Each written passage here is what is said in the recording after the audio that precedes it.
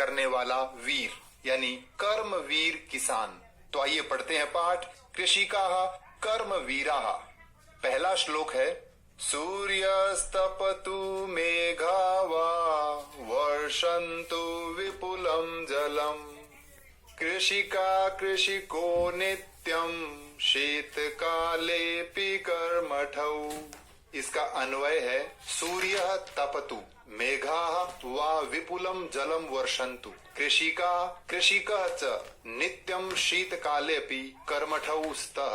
अर्थात सूर्य यानी सूरज तपतु तपाए अर्थात अत्यधिक धूप बरसाए, मेघाः यानी बादल वा या विपुलम अत्यधिक जलम पानी वर्षन्तु बरसाएं कृषिका किसान की पत्नी यानी महिला किसान कृषिकः किसान च और नित्यम सदा शीत काले सर्दी के मौसम में अपि भी कर्मठौ कर्मठ कार्य करने वाला स्तः हैं।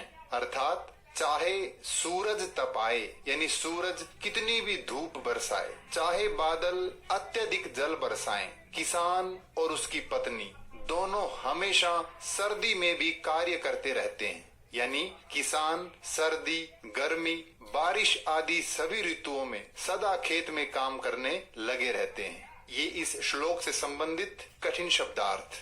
दूसरा श्लोक है ग्रीष्मे शरीरम सस्वेदम शीते कंपमयम सदा है। ग्रीष्मे तयोः शरीरम सनी गर्मी के मौसम में तयोः उन दोनों का किनका किसान और उसकी पत्नी का शरीरम यानी शरीर सस्वेदम पसीने से युक्त शीते सर्दी के मौसम में च यानी और कंपमयम कंपन युक्त यानी कांपता हुआ भवती होता है तौ वे दोनों कौन किसान और उसकी पत्नी तू तो हलेन हल से कुदालेन कुदाल से अर्थात फावड़े से च और सदा हमेशा क्षेत्राणि खेत कर्षतः जोतते रहते हैं। इसका हिंदी अर्थ है गर्मी में उनका यानी किसान दंपति का अर्थात किसान पति पत्नी का शरीर पसीने से युक्त यानी पसीने में लथपथ रहता है और सर्दी में ठंड से कांपता रहता है, फिर भी वे दोनों हल और कुदाल से सदा खेतों को जोतते रहते हैं। अर्थात किसान कठिन से कठिन स्थिति में भी अपने खेत में काम करता रहता है। ये इस श्लोक से संबंधित कठिन शब्दार्थ। तीसरा श्लोक है पादयोर्न पदत्राणे शरीरे वसनानि नो निर्धनम जीवनम कष्टम सुखम दूरे हि तिष्ठति। इसका अन्वय है पादयोः पदत्राणे न शरीरे वसनानि न सन्ति निर्धनम कष्टम जीवनम हि सुखम तु दूरे तिष्ठति। अर्थात पादयोः पैरों में पदत्राणे जूते न नहीं है शरीरे शरीर पर वसनानि कपड़े न नहीं संति हैं निर्धनम निर्धन गरीब कष्टम कष्टमयम कष्ट युक्त जीवनम जीवन है ही निश्चित रूप से सुखम सुख तू तो दूरे दूर ही तिष्ठति रहता है। इसका हिंदी अर्थ है पैरों में जूते नहीं है शरीर पर कपड़े नहीं है किसान का जीवन बहुत निर्धन और कष्टमय है सुख तो उनसे दूर ही रहता है। ये इस श्लोक से संबंधित कठिन शब्दार्थ। अगला श्लोक है गृहं जीर्णं न वर्षासु वृष्टिं वारयितुं क्षमं तथापि कर्म वीरत्वं कृषिकाणां न नश्यति। इसका अन्वय है कृषिकस्य जीर्णं गृहं वर्षासु वृष्टिं वारयितुं न क्षमं तथापि कृषिकाणां कर्म वीरत्वं न नश्यति। अर्थात कृषकस्य किसान का जीर्णम गृहम जीर्णम अर्थात पुराना टूटा फूटा जर्जर गृहम यानी घर वर्षासु वर्षाओं में यानी वर्षा ऋतु में वृष्टिम बारिश को यानी वर्षा के पानी को वारयितुम रोकने के लिए न क्षमम समर्थ नहीं है तथापि फिर भी कृषिकाणाम किसानों का कर्म वीरत्वम कर्म वीरत्व यानी कर्तव्य पालन की भावना न नश्यति नष्ट नहीं होती है। इसका हिंदी अर्थ है किसान का घर पुराना होने के कारण वर्षा के समय बारिश का पानी अंदर आने से रोकने में असमर्थ है। यानी किसान का घर इतना पुराना होता है, बारिश का पानी उसमें टपकता रहता है, फिर भी किसानों की कर्म निष्ठा नष्ट नहीं होती, अर्थात वे अपने काम में लगे ही रहते हैं। वास्तव में सही कहा है, किसान कर्मवीर होता है। ये इस श्लोक से संबंधित कठिन शब्दार्थ। अगला श्लोक है तयोः श्रमेण क्षेत्राणि सस्य पूर्णानि सर्वदा धरित्री सरसा जाता या शुष्का कंटकावृता।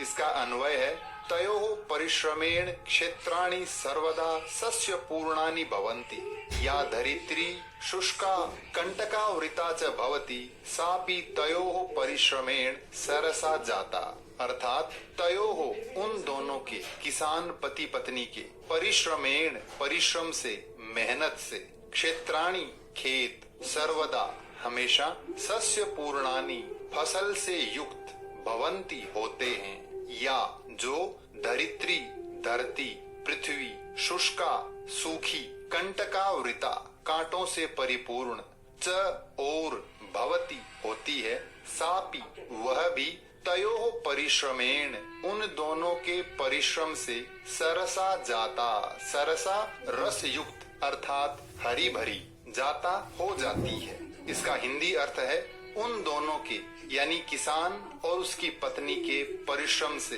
खेत सदा फसलों से युक्त यानी फसलों से लहलहाते रहते हैं। जो धरती सूखी और कांटों से परिपूर्ण होती है वह भी उन दोनों के परिश्रम से हरी भरी हो जाती है। ये इस श्लोक से संबंधित कठिन शब्दार्थ।